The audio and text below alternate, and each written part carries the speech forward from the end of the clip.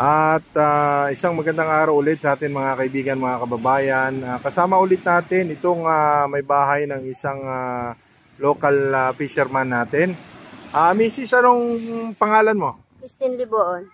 Oo, si Ginang Christine Liboon. At sinasabi po niya yung usual story ng mangingisda. Yung kanya pong mister ay helper po sa isang bangka at kumikita daw po ng 200 pesos a day. At kung minsan ay wala rin. Wala, oo.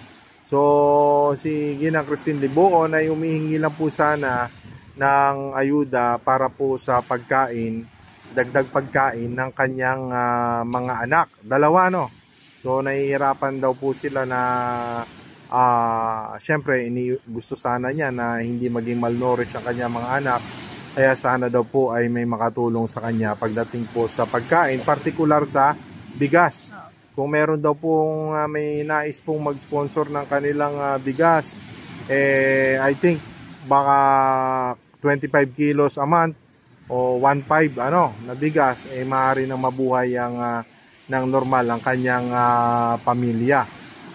Talaga pong ang kanilang kabuhayan bilang mangingisda ay hindi naman po ganong kalakihan. Kaya sa lahat po na nagnanais tumulong dito sa ating kaibigan o kay Ginang Liboon, maaari po kayo makipag-ugnayan sa ating official Facebook page, Mab Caritas.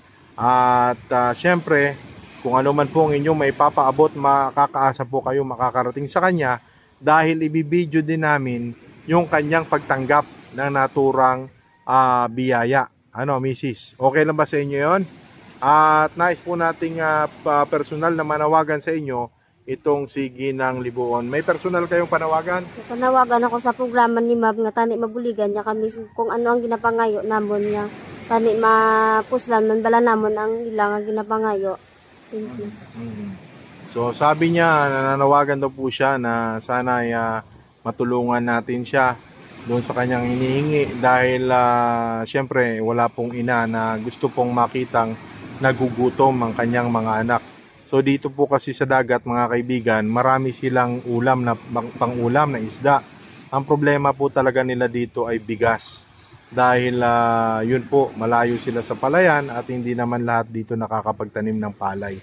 So muli, sa lahat ng nais tumulong kay Ginang Liboon, makipag-ugnayan lamang po kayo sa ating official Facebook page, Mab Caritas. At malaking tulong na po ang pag-share nitong video na ito sa lahat man po ng makakarinig at makakatunghay nitong ating programa. Siyempre, pumunta tayo dito para magbigay din ng konting tulong at ayuda sa kay Ginang Liboon.